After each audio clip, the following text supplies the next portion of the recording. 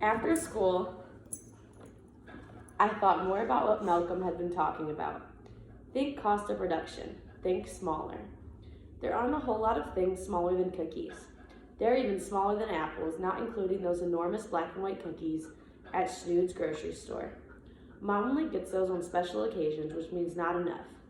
Apparently, my getting a haircut isn't a special occasion, but I usually get a lot of hair snipped off. That should count for something. Here's a list of other occasions I think are cookie worthy and Mom doesn't. Dentist appointments. I eat all my vegetables without complaining. Lexi didn't annoy me all day. It's only happened twice ever. Our soccer team won, or tied, or lost, barely, just because people love cookies. The year before, the PTA threw a bake sale and earned more than $1,000. The PTA lady got her picture in the school newsletter and everything. They were awful cookies too. Most only had one chocolate chip in them. Some didn't have any, which means technically they weren't even chocolate chip cookies. Everyone knows a chocolate chip cookie is only as good as the number of chips stuffed inside it. People didn't complain because the bake sale was for a good cause. Now that I think of it, I bet those Sting no chip PTA cookie ladies were cat lovers. But I would make my cookies better. I'd include lots of chips in each. And I couldn't think of a better cause than my getting a dog. I'd probably sell out of cookies in about 5 minutes. Cookie ingredients were pretty cheap too, right? I'd watch that Lexi smirk right down the sink like a half-chewed spear of broccoli. I'd never baked anything before, but how hard could it be? Mom was upstairs on her computer, but I wouldn't show her how responsible I was by baking my fantastically perfect cookies by myself. We had all the ingredients sitting in the pantry. I just needed to mix them in a bowl and bake them. I'd have to be an idiot to mess this job up. But apparently, you have to be a math genius to bake stuff. I found a recipe in a cookbook that looked easy, but only made 36 cookies. I'd need at least 100 cookies to make any real money. But 36 goes into 100 how many times? Carry the denominator, minus something or other, and assuming a train is trailing 45 miles per hour in an early direction, and so on. So I didn't know how much of everything I needed. But I was going to throw in plenty of chocolate chips. More than one for every cookie. Take that, cat-loving PTA ladies. The PTA called their cookies the American Curriculum Cookies because the money went towards school curriculum. It was just a lousy name, almost as lousy as the name Fluffner. Almost. Because there's no name worse than Fluffnutter. But I could do way better. Names are important, like horseradish. You'd think it would taste like a horse and radish mixed up. They should name it Jelly Bean Sundae. Then maybe people would like it more. No, scratch that. No one would like horseradish more, no matter what you called it. So I started thinking of cookie names. Otto's chocolate chip cookies. Boring. Otto's amazing chocolate chip delights. Better. Otto's amazingly delightful chocolate chip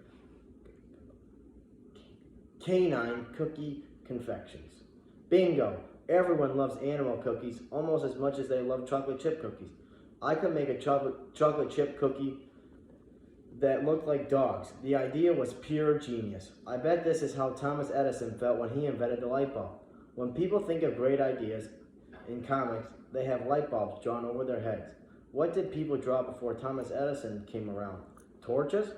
Anyway, I didn't have time to think about ancient history all day.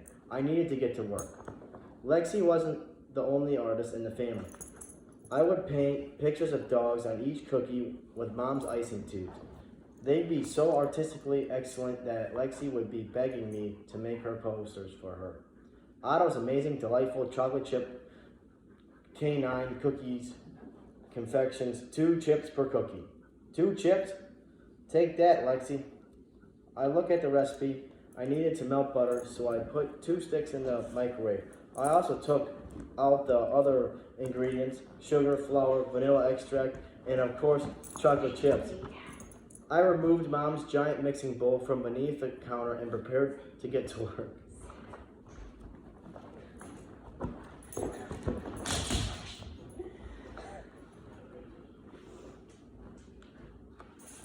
I'd make 101 cookies, 100 to sell and 1 to eat.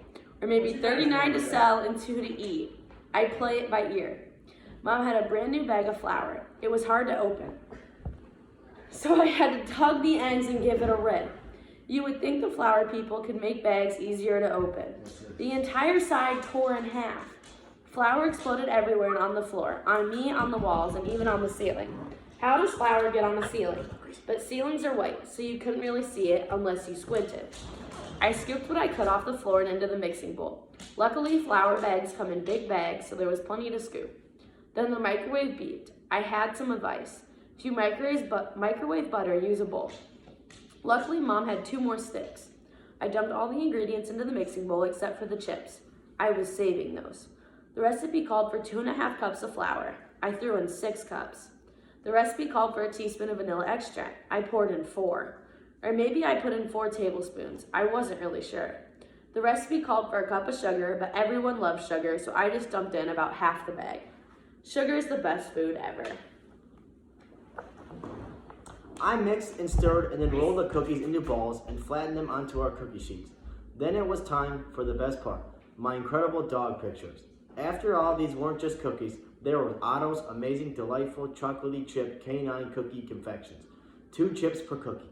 The chips were the eyes, and since dogs have 2 eyes, that's why there were 2 chips came in.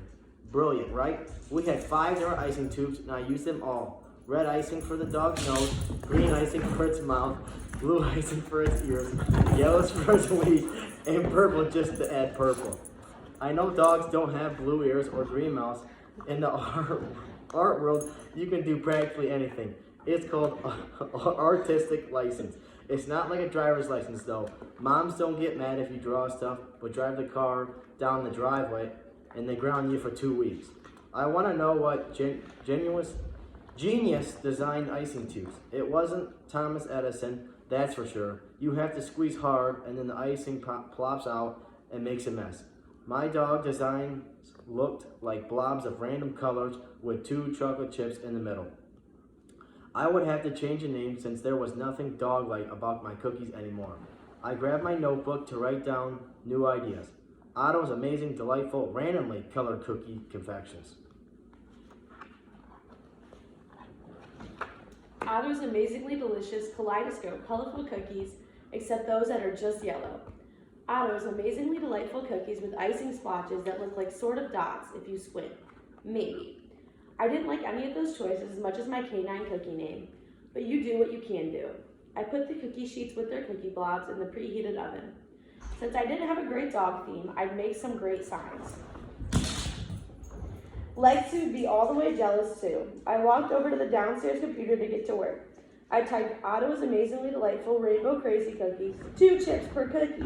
Not bad. I wanted the word amazingly to look amazing. So I tried about 1 billion different fonts before finally picking the right one. I thought every letter should be a different color, but I wasn't sure which color, so I tried 1 billion of those too. I needed more stuff people like. The list of things people like goes like this: dogs, babies, chocolate chips. I put all 3 in my signs, which made them way better than any of Lexi's posters, even if mine didn't have glitter.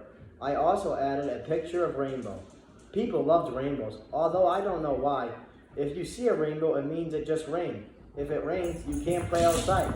If you ask me, rainbows stink. I typed some catchy lines too. Be a cookie hog, and I'll buy a dog. I also wrote, dogs are hairy, but as many cookies as you can carry. Maybe we'll name our dog Larry. I lost track of the time. Just when my signs were really looking great, I smelled something odd, something burning. Oh no. How long were the cookies supposed to cook in the oven anyways? I ran back to the kitchen and opened the oven door. A dark plume of smoke filled the room. I waved away the vapors, but not before coughing about 3,000 times. The cookies were burnt black, and the entire oven had a strong, charred icing smell. Did the recipe say to put on the icing after they baked? Maybe. My wonderful modern art designs were now little pools of bubbling black liquid. The thick smoke surrounded my head like clouds in a thunderstorm, and then the smoke alarm went off. What are you doing? Mom yelled, running down the stairs. I could barely hear her under the nonstop siren wail. Mom held a broom and tapped a button on the ceiling alarm with a handle, and it stopped blaring. I thought the house was on fire, she shouted. The alarm was no longer beeping, so she really didn't have to scream anymore. I think she just yelled because that's what moms do when they're angry. Not only the oven was on fire, I said as a joke, but Mom was in the mood for jokes. She opened the sliding glass kitchen door so smoke could sweep out of the room. None of Otto's amazingly delightful Rainbow Crazy cookies were edible. I had to throw the entire batch away. I wanted to bake a second batch, but Mom said I was forbidden from using the oven again for the rest of my natural born life. I asked if she might change her mind when I turned 76 years old, but she said there was a fat chance of that ever happening. Mom's mood is as black as burnt cookies. But I've made great signs, I protested.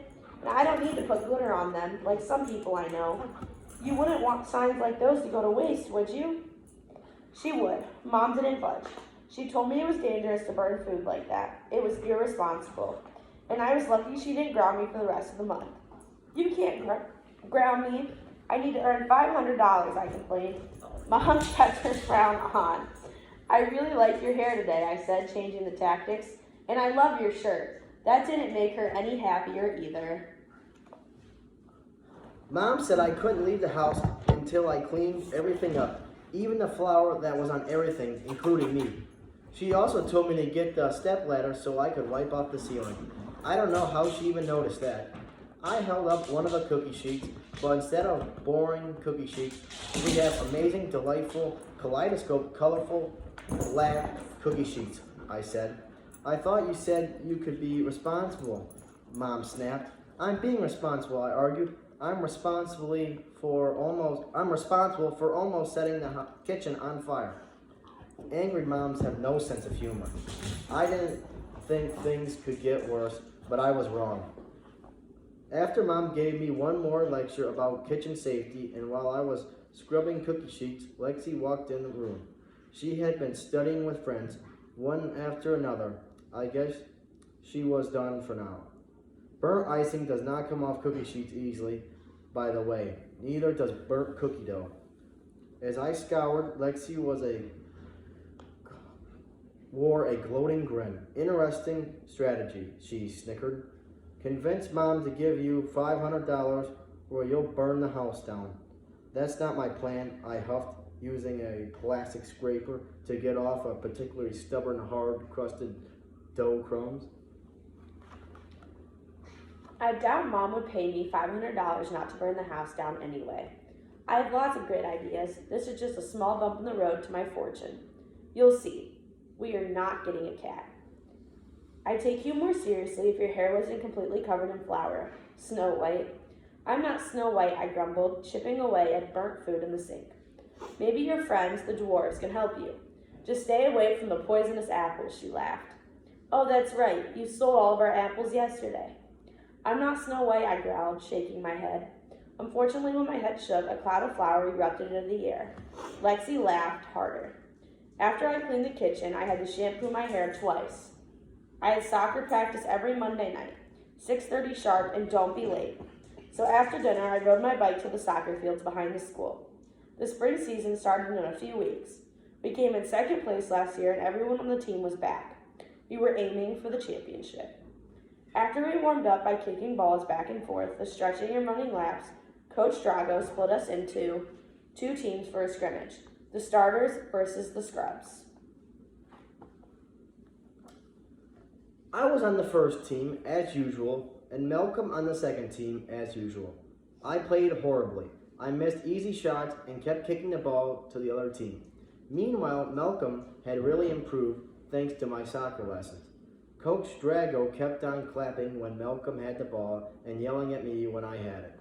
He told me to get my head in the game, but it was not easy getting your head in the game when you're thinking about cats and sisters and big money-making ideas. We lost and Malcolm's team celebrated like they had won the World Cup. Coach Drago slapped Malcolm on the back and said in his thick Yugoslavian accent, "Great job, keep up the good work, and you'll be starting." Then he looked over at me with a sort of sad, disappointed look and shook his head before marching away. I walked off the field with my head hanging while the second teamers continued whooping and cheering. But I'd show Coach Drago that I was still the team's soccer star. I just needed to earn a whole bunch of money first. Then I could worry about soccer, schoolwork, and the rest of my life later. I just hoped that later wasn't too late.